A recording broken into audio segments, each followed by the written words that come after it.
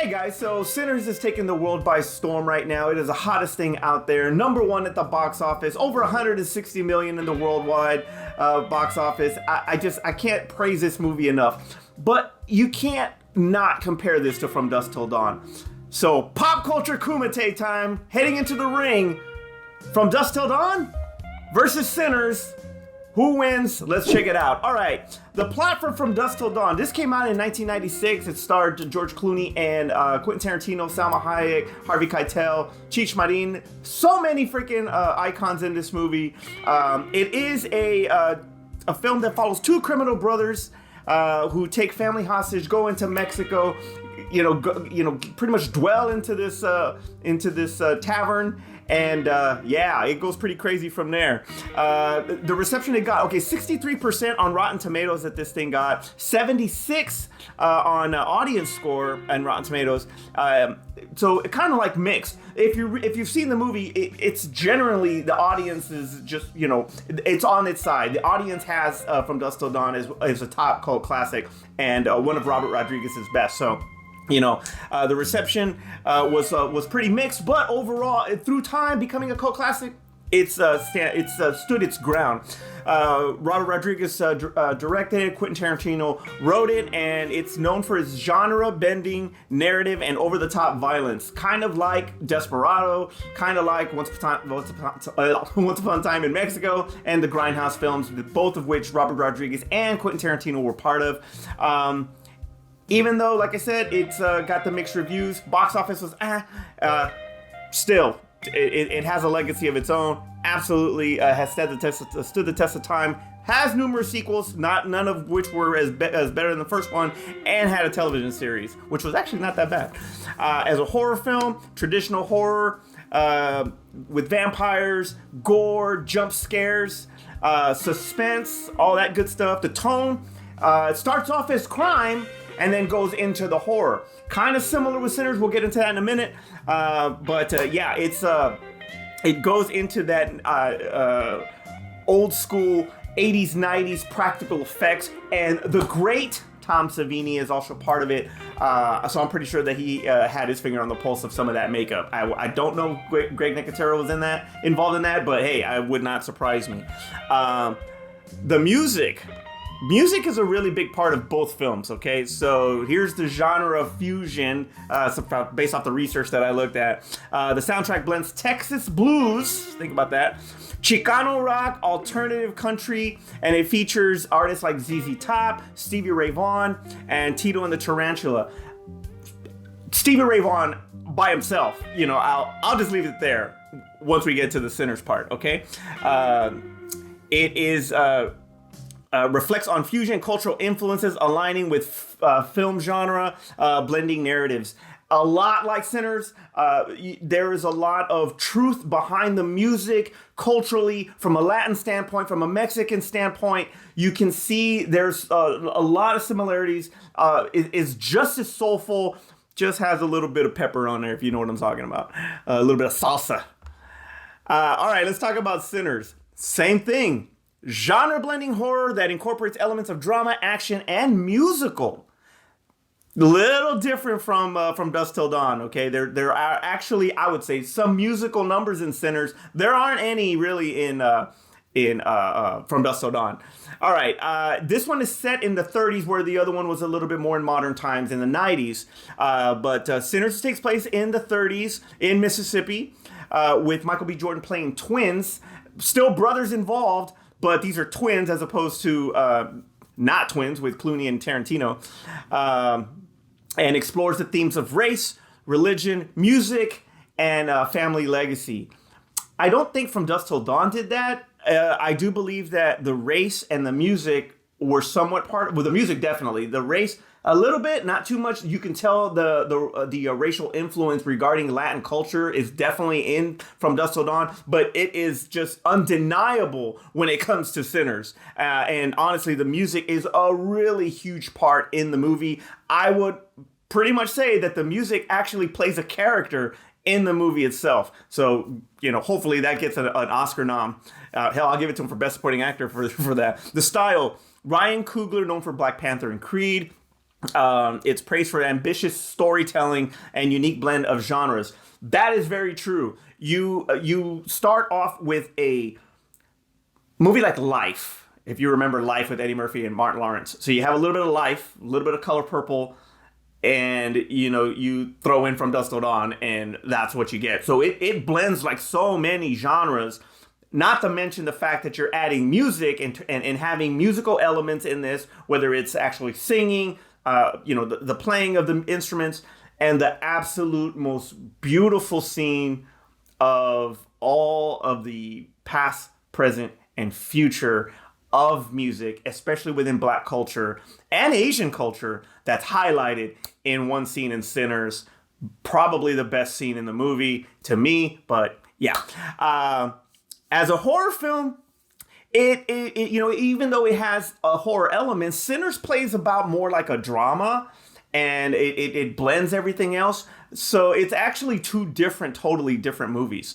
But it leads more into drama. It leads more into social commentary. And then obviously the music is absolutely phenomenal. The horror is a more psychological, symbolic, centered around sin, identity. The sin part, you can actually see the 7 deadly sins among a lot of the different characters.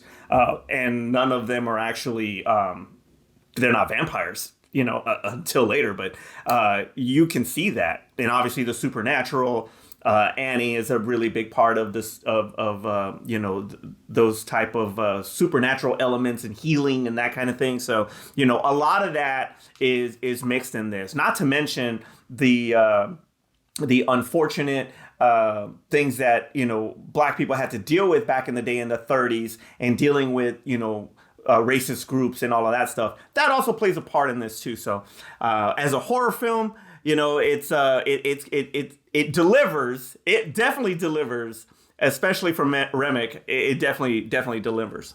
All right, the music for Sinners. This one has diversity. Soundtrack features a mix of blues, gospel, jazz, and soul, with contributions from artists like Brittany Howard, Raphael Sadiq, Tony's done it again, and the legend icon Buddy Guy. Collaborative efforts, Ludwig Göransson, known for his work on Black Panther and Creed, actually, composed a score incorporating traditional instruments and collaborating with various artists. The music is deeply integrated in the film's narrative, reflecting themes of race, religion, and again, family legacy. Now, I think this is where the soundtrack from Sinners differs from Dusk Till Dawn, and that is the emotional depth of the music and everything that it stands for. I mean, it is absolutely phenomenal and just amazingly told within the story, and how beautiful it is. It's gonna be a tough one, but yeah, it's looking pretty close to leaning towards a certain way, that one. Hey, let's talk about the leads. George Clooney and Salma Hayek versus Haley Steinfeld and Michael B. Jordan. Clooney, rugged, brooding, oozing the bad boy machismo from Robert Rodriguez. You got Salma Hayek, who absolutely delivers the most unforgettable performance in horror history. Absolutely phenomenal. Greatest dance sequence and scene-stealing moment in all of horror. She is the GOAT when it comes to that. And then the chemistry between them, obviously, it's kind of short-lived, but not enough. It wasn't enough. But Salma by herself, yeah. Between Michael B. Jordan, he plays twins. That showcases his talent as an actor and just his range. It's just absolutely phenomenal. Haley Steinfeld, she's a modern beauty that actually, is more layered and integrated with a 1930s type of feminine vibe, with a lot of soul and a lot of sass. But she does have a strong emotional presence within the movie, and absolutely phenomenal, and delivers some pretty viral lines, you know what I'm saying? Their chemistry is absolutely perfection. So there is no doubt that, between Clooney, Salma, Michael B. Jordan, and Haley. Yeah, I'll let you guys figure that one out. But let's get to the trophies here. All right. If you're looking just for horror, and action and all of that stuff, boom, From Dusk Till Dawn is gonna freaking win that one. It's more gritty, it's more action, it's just some of the spots that they do when it comes to the action is just freaking just out there. It's freaking out there. It's Tarantino-esque. It's amazing. So I'm going to have to give that, for horror, I'm going to have to give that to From Dusk Till Dawn. I thought the horror in Sinners was fantastic. It was absolutely great. I did not like the blood. I will be completely honest. I did not like the blood. When Delroy Lindo, spoiler, cuts himself and it's not even red. It's not blood at all. I did not like that about that. That's my only drawback to Sinners. When it comes to the chemistry, no, I apologize. The music, I'm gonna have to give the music to Sinners. Because it is basically a freaking, a story within itself in everything, how it transpires the narrative through the music. It's just beautiful. The chemistry with the leads, I'm giving it to Haley Steinfeld. I'm giving it to Michael B. Jordan. They absolutely win. All right. The final verdict and the winner of the PopCulture Kumite.